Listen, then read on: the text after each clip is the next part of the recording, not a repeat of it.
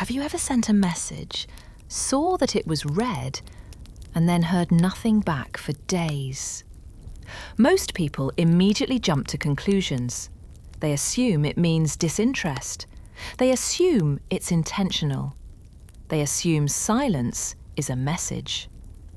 But in most cases, that interpretation is wrong. Taking days to reply is one of the most misunderstood behaviours in modern communication. And without understanding what's actually happening psychologically, silence easily turns into overthinking, insecurity, and false assumptions. In reality, delayed replies often have very little to do with the person waiting for the response. One of the most common reasons people take a long time to reply is mental overload. For some people, replying to a message isn't a quick action. It requires attention, emotional availability, and mental clarity. When someone is already overwhelmed by work, stress, expectations, or emotional pressure, even a simple message can feel heavy. Instead of replying quickly, they postpone it.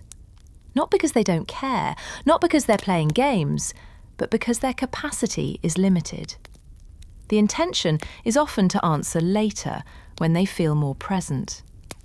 The problem is that later turns into hours, and hours turn into days.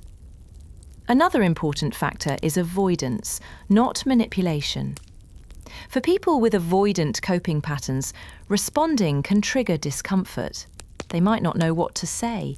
They might fear saying the wrong thing, or they might associate replying with expectations they're not ready to meet. So they delay. Silence becomes a way to regulate emotions. It creates distance from pressure, responsibility, or vulnerability. Avoidance doesn't mean indifference. It means engagement feels overwhelming. This is also why someone can be very active online, watching stories, scrolling, liking content, while still not answering messages. Passive interaction requires no emotional commitment. Active communication does. Replying means being present. It means choosing words. It means acknowledging connection. And for some people, that feels demanding when they're already emotionally stretched.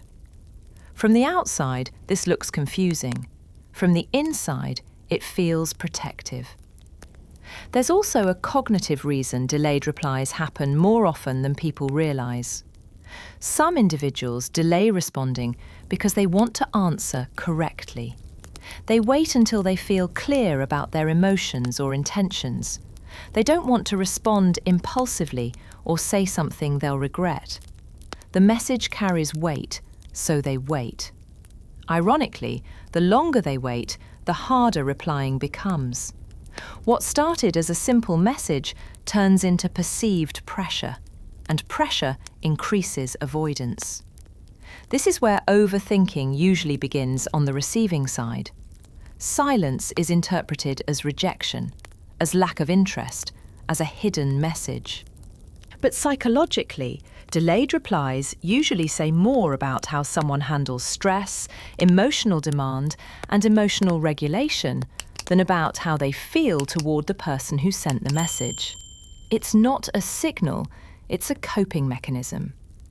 That doesn't mean patterns don't matter. Consistent avoidance, lack of effort, or repeated silence over time can indicate misalignment. But occasional delayed replies are not reliable indicators of someone's interest, intent, or feelings. Understanding this distinction changes everything. Without it, people personalize behavior that was never meant to be personal. Some people see delayed replies as disinterest. Others recognize themselves in it. Which side are you on? The most helpful reframe is this. Delayed replies are usually about capacity, not priority. They reflect how someone manages emotional demand, not how much they value a connection. Once you understand that, silence loses its power to trigger insecurity. You stop filling gaps with assumptions. You start observing behavior without attaching meaning too quickly. Modern communication makes silence louder than it actually is. Messages are instant. Availability feels constant. But human emotional processing hasn't evolved at the same speed. Some people need distance to regulate. Some need time to respond authentically. Some avoid communication when they feel overwhelmed. None of that automatically means rejection. Sometimes silence isn't a message, it's a coping mechanism. Have you ever used it without realizing? Understanding behavior changes how you respond to it. It protects your emotional energy. It prevents unnecessary self-doubt. And it allows you to interpret people more accurately. Inside explores the psychology behind everyday behavior, especially the parts we usually misinterpret. Thank you for watching. See you next time.